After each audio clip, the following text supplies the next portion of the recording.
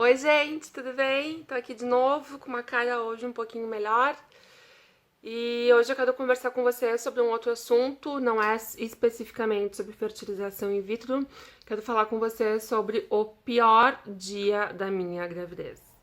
Não tem outra explicação para esse dia não ser essa, o pior dia da minha gravidez. Então, como eu não sei quanto tempo esse vídeo vai durar, como eu não sei como que eu vou terminar esse vídeo, eu já vou pedir agora para ti curtir o vídeo, se inscrever, compartilhar, pra gente sempre poder estar conversando e outras pessoas poderem ter acesso a esse material que talvez também ajude elas, né? Então, vamos lá. Resumidamente, como a maioria de vocês já sabe, ou quem não sabe vai saber agora, eu consegui a minha gestação através de uma fertilização in vitro. Se tu não sabe o que é isso, é um tratamento para engravidar. E eu vou deixar aqui na descrição os outros links falando sobre o tratamento para ti, se tu não souber, para te poder entender do que a gente tá falando, tá? Então eu fiz a fertilização in vitro, engravidei na primeira tentativa de fertilização. Fiz então a primeira eco com 6 semanas, onde acusou que estava tudo maravilhosamente bem com a gravidez, com o bebê. Repeti a eco com 8 semanas e o bebê continuava super bem, batimentos cardíacos normais. O tamanho dele desenvolveu certinho para 8 semanas de gestação.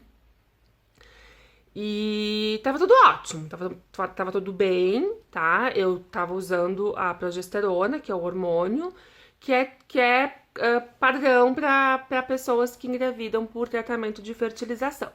Estava tudo maravilhoso. Com 9 semanas, eu fiz o exame da sexagem fetal para saber o sexo, porque eu vi que eu não ia conseguir aguentar até a data da translucência. Tá um pouco torto isso. Se melhora, será?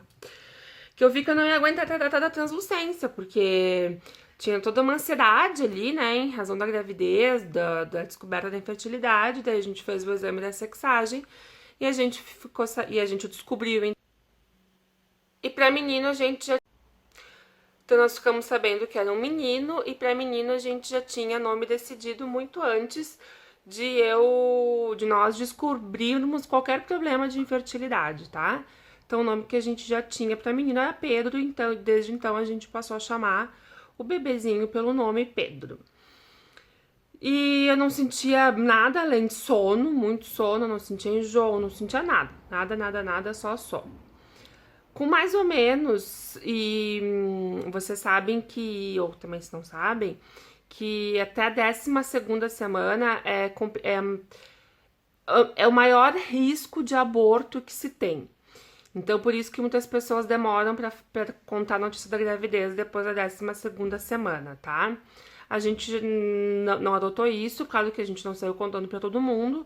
Quem sabia eram os amigos próximos e a família, né? Bom, daí com 10 semanas eu comecei a ter pequenos sangramentos. Mas pequenos mesmo assim. Vinha uma gota de sangue, quando eu passava o papel já não vinha mais o papel sujo. Só que claro que eu me apavorei e sempre que eu tinha esses pequenos sangramentos eu acabava optando para ir pro hospital, tá? Qual que era a medida deles? Eles ouviam os batimentos cardíacos do bebê, tava tudo bem. E dependendo do horário, eles me deixavam lá com uma medicação para cólica e no outro dia eu fazia uma eco. Então eu devo ter feito umas 3, 4 ecos assim de emergência, tá? O que se diagnosticou? Que eu tinha placenta baixa. Placenta baixa é que ela fica ali perto do colo do útero. Então, como dá um atrito ali entre a placenta e o útero, gera um coágulo de sangue e dá um sangramentozinho. E à medida que o útero vai expandindo, esses sangramentos podem se tornar mais normais, né? Porque como tá bem ali na saidinha do colo do útero, da vagina, acaba tendo esse corrimento, correndo esse sangue, né? Tá, tudo bem. Então eu sabia que eu tinha essa condição de placenta baixa, que outros sangramentos poderiam ocorrer. O médico já tinha me avisado, me mandou continuar com a progesterona que eu tava usando, e se eu sentisse cólica, Buscopan. Beleza. Assim foi. Eu tive esses sangramentos até mais ou menos a 15ª semana de gestação.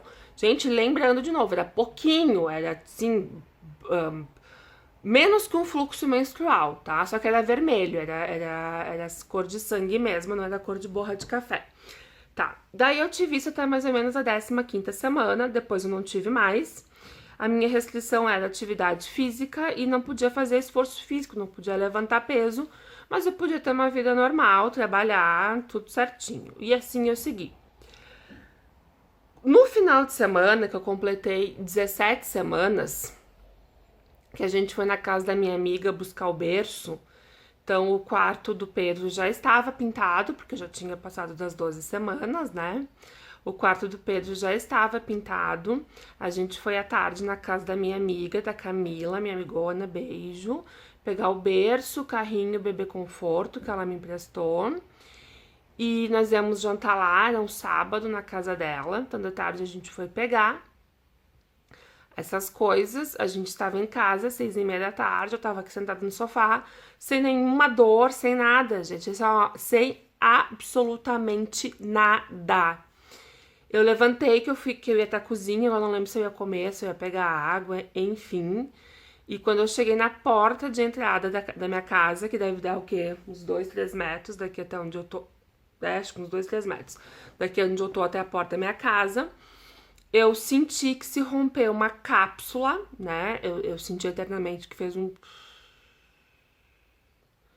E imediatamente encheu de sangue minha calcinha. Quando eu olhei, já estava pingando no chão sangue. Assim, um sangue abundante, um sangue bem vermelho. E já estava pingando no chão. Então já tinha passado calcinha, calça, já estava pingando no chão. Daí eu virei pro meu marido, eu disse, né? Ele tava aqui no sofá. Daí ele falou, vamos até o banheiro. E nós fomos até o banheiro, eu sentei no vaso. E daí, gente, começou o horror. Era tanto sangue, tanto sangue, tanto sangue, que eu não sei falar pra vocês a quantidade de sangue. Não parava de sair, era incontrolável. Eu tentava contrair, né, ali, instintivamente, pra não sair aquele sangue, e saía, escorria. A gente só ouvia o lá do sangue saindo, né, aquele cheiro forte de sangue. E daí, quando parou de sangrar, foi porque a gente escutou um coágulo descendo. Não é que a gente escutou batendo vaso, a gente escutou o coágulo descendo, fez plof. E saiu um coágulo enorme, assim, que daí a gente escutou ele saindo e a gente escutou ele batendo no vaso. Neste minuto, eu olhei pro meu marido e falei, perdi. Perdi o Pedro. E daí foi bem ruim. Daí ele me abraçou, ele me disse que ele tava junto comigo, que a gente fazia mais quantas vezes eu quisesse, mais quantas vezes fosse necessário. Daí a gente se abraçou, eu dei uma leve choradinha, assim, sabe? Ainda não tinha entrado em desespero, dei uma leve choradinha. E eu pensei, bom, paciência, né? Sou só mais uma das estatísticas que perdem a primeira gestação, apesar de já ter perdido, já ter passado aquele período de maior risco, né? Mas enfim, vida que segue, né? Vamos lá. Daí meu marido me perguntou: o que tu quer fazer? Daí eu disse: vamos pro hospital, né? Daí. Mas já, assim, gente, já tinha dado como perdido, tá? Já. Tá? Já tinha dado como perdido.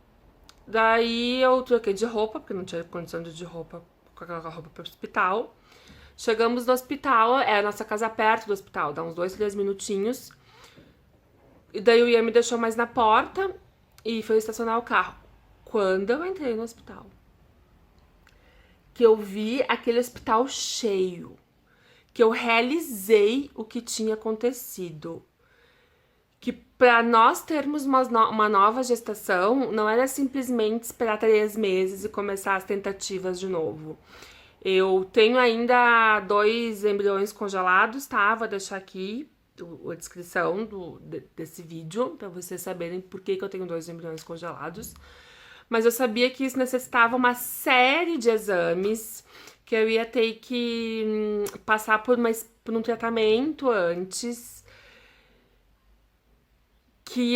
porque eu já tava programada que o Pedro ia nascer agora em dezembro, né? Que em dezembro eu não ia ter bebê, que se eu tivesse grávida em dezembro já ia ser, né, uma vitória. E daí quando eu comecei a realizar todas essas coisas, que talvez eu tivesse ali que passar por um processo de curetagem, que eu ia ter que ficar no hospital, que eu ia ter que dormir no hospital, que eu ia para um centro obstétrico sem ter bebê, eu vou dizer pra vocês que daí o bicho pegou. Daí, gente, foi desespero total. E o Ian não tinha chegou ainda. Eu só fui ali na triagem, falei assim, qual é o atendimento pro centro obstétrico? Ele me deu uma ficha, eu sentei, eu não conseguia, eu só chorava.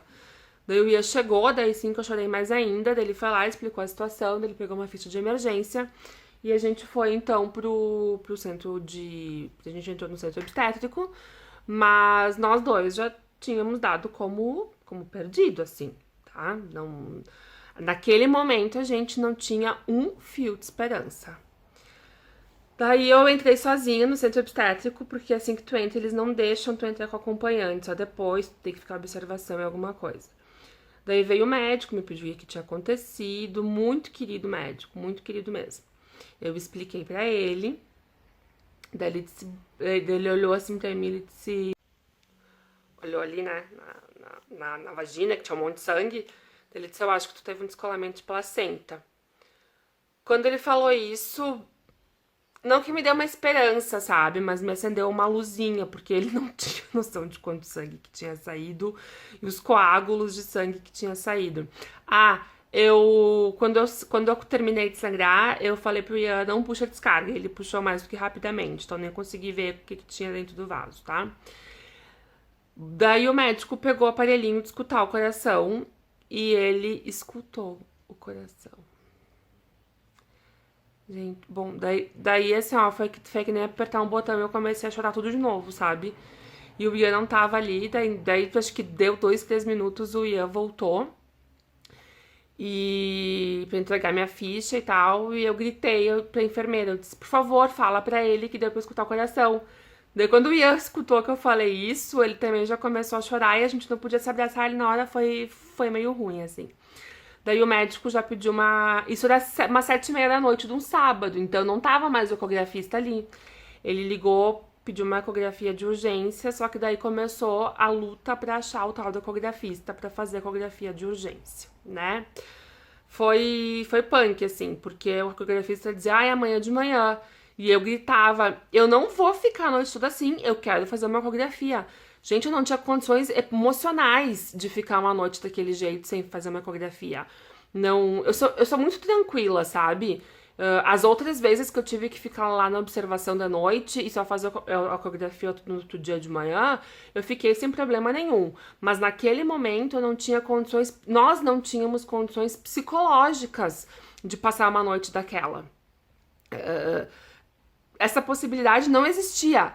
E eu não estava junto com o Ian, então comecei a escrever para ele me escrever, e eu ouvia as enfermeiras ou as técnicas, não sei, falando com o ecografista que nenhum queria ir, sabe? Daí o Ian começou a falar com o meu obstetra.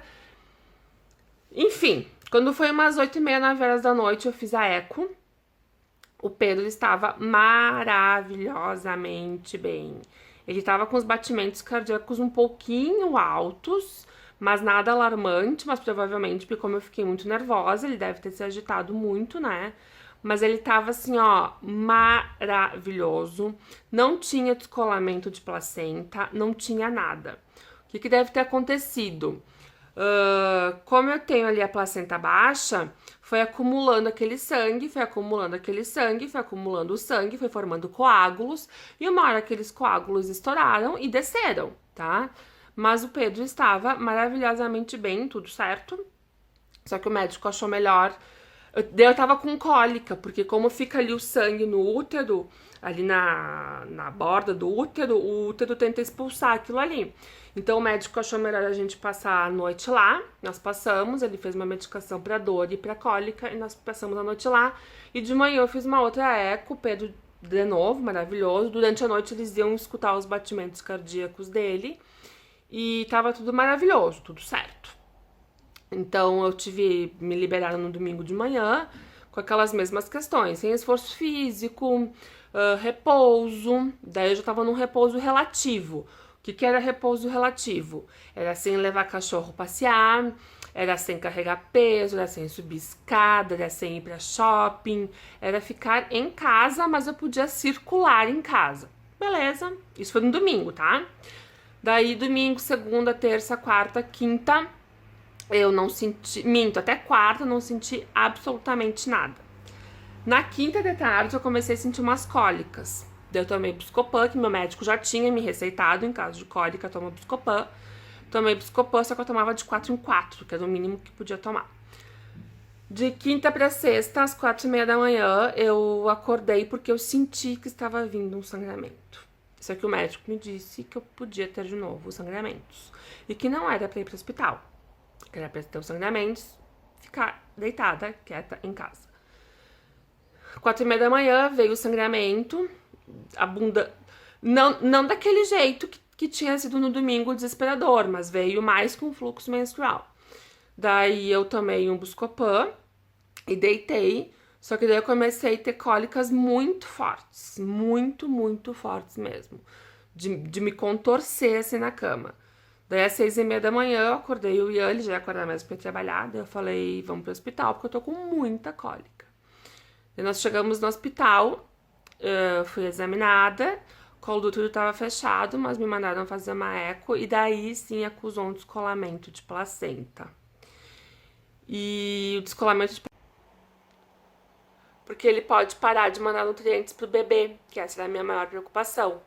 Eu estava de quase 18 semanas, né, gente? Era bem intenso. Daí eu fui pro hospital. Ah, só uma coisa que eu esqueci de falar pra vocês. No domingo daquele primeiro sangramentão lá que eu tive, que eu fui fazer uma eco de manhã, o meu ginecologista pediu uma eco com Doppler. Que dá pra ver como que tava a minha circulação e como que as minhas veias uterinas estavam mandando pra placenta e pro útero os ingredientes que o bebê precisava. Gente, o radiografista ficou furioso, começou a gritar que naquela idade gestacional não se fazia Doppler, porque o feto era incompatível com a vida, ele só vivia ali dentro. Eu achei ele de uma na falta de ética, sabe? Eu sei de tudo isso, ele podia ter me falado tudo isso, mas de uma forma educada, sabe? Era impressionante. E outra coisa também que eu ficava puta da cara é quando eu tava com sangramentinhos no início, que eu ia pro hospital, me perguntavam, tá de quantas semanas? Ai, 12, 13. Ai, tá bem no iniciozinho. Ah, então quer dizer que se tá bem no iniciozinho eu posso perder. Então essa história de somos a favor da vida não existe. Somos contra a mãe ter o direito de fazer o aborto ou não, mas eu nem vou entrar nessa questão porque se dá pano pra manga, né? Mas eu acho um absurdo falar, ai, porque tá bem no iniciozinho. Quando ele me falou aquilo, ele disse assim, o teu obstetra tem que estudar mais. Eu olhei pra ele e falei assim, bom, então isso vocês se resolvam entre vocês dois. O que eu quero é fazer a eco e eu quero ver se meu bebê está bem. Porque eu fiquei pensando, tu não tem noção do que esse bebê significa. Todos os bebês são muito importantes, óbvio, né? Mas, né, todo o desgaste emocional que a gente tinha tido ali com a descoberta da infertilidade, com a fertilização, com todos aqueles sangramentos, o médico falar isso. Ai, gente, pelo amor de Deus, assim, ó, né? Bom, quem me conhece sabe que eu tenho algumas restrições com médicos, porque... eles trabalham com vidas e às vezes parece que eles cagam para as vidas que eles estão lidando. Mas enfim, tá? Esse é um assunto para outro vídeo, vamos continuar, que já está bem comprido. Daí, dali depois, na sexta, quando eu tive o sangramento, né, depois de uma semana daquele grandão, daí foi visto que eu tava com descolamento de placenta, e daí sim foi repouso absoluto. Em casa, eu tinha que tomar banho sentada, e eu não podia fazer... Eu tinha que ficar sentada, o dia todo sentada. Eu não podia fazer absolutamente nada. Daí eu tive sangramento de novo no sábado, de novo no domingo, de domingo pra segunda eu tive 3 sangramentos em questão de 2 horas, assim. Foi bem desesperador, mas eu já tava tomando medicação, só que não tinha muito o que fazer, assim, era repouso, se cuidar e esperar passar. Isso foi com 18 semanas, tá? Eu fiquei assim esse repousão assim forte até 23, 24 semanas, tá? Deu 1 mês e pouquinho. Depois o médico me liberou pra tomar banho em pé, pra ir na casa da minha mãe, pra ir na casa da minha sogra. Mas eu tinha que continuar em casa. Gente, meu marido chegava em casa, tipo, na sexta da noite, olhava: vamos na tua mãe jantar! Vamos na minha mãe jantar! Porque eu não aguentava mais ficar em casa. Foi um período bem complicado pra mim emocionalmente, pro meu marido também, com certeza. Mas a gente passou por isso, nossa família foi maravilhosa, deu todo o apoio. Eu vi que como eu tenho amigas, assim, que sem explicação, que são sensacionais, que vinham aqui em casa me visitar, sabe? Pra eu não ficar tanto tempo sozinha em casa e, né, sair um pouco daquela tormenta emocional. Então, há males que vêm pro bem, né? E só que eu segui de repouso, estou ainda de repouso, tá? Eu não pude voltar a trabalhar porque minha placenta continuou baixa. Geralmente a placenta sobe ali pelas 24 semanas. A minha não subiu, ela continuou baixa. Então eu ainda apresentava riscos de sangramento. E eu tive pequenos sangramentos ainda depois. Mas era bem pouquinho, era tipo borra de café, eles não me assustavam mais tanto. Mas foi uma gravidez com algumas restrições. E não teve absolutamente nada a ver por ser por fertilização. Essas coisas de descolamento de placenta baixa, podem acontecer com qualquer gravidez, sendo ou não por fertilização in vitro. O fato de ter sido por fertilização não muda nada. Na verdade, gente, a fertilização só muda a forma de concepção, porque depois é uma gravidez absolutamente normal. Mas eu vou fazer um videozinho sobre a diferença de gravidez de forma natural e por fertilização, tá bom? Eu quis dividir então com vocês isso, que foi o pior dia da minha gravidez, pior semana da minha gravidez. Não que as semanas que se sucederam foram um pouco melhor, não foram ruins, tá? Até a questão do deslocamento, até a questão do descolamento não existe mais. Mas pelo menos não tinha aquela abundância de sangue, que me deixava mais tranquila. E também o Pedro começou a mexer, por causa do tempo de gestação. Ele começou a mexer, tipo, 1,5 semanas depois da... Eu comecei a sentir ele mexer depois do descolamento. Então eu sentia ele mexer, então isso também começou a me deixar mais tranquila. Então hoje eu estou com 36 semanas e alguns dias.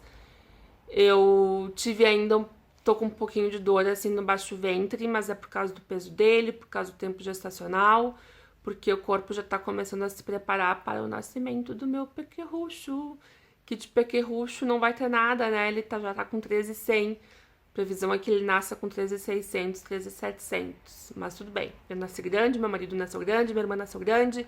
Então, filho de peixe, peixinho não tinha como o Pedro também nascer pequenininho, né? Então tá, gente. Acho que o vídeo ficou um pouquinho longo, mas eu queria contar pra vocês que o pior dia da minha gravidez sucedeu, tá? E não se esquece, se tu ainda não fez isso, curte, compartilha, se inscreve no canal e a gente se vê semana que vem.